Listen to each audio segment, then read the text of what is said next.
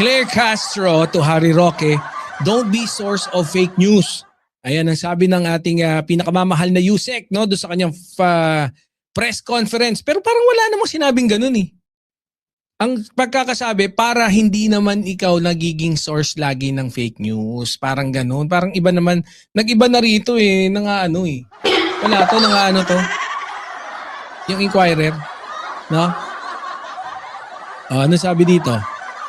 Manila, Philippines, Palace Press Officer Undersecretary Claire Castro on Wednesday advised former presidential spokesperson Harry Roque to ensure that he does not become a source of fake news.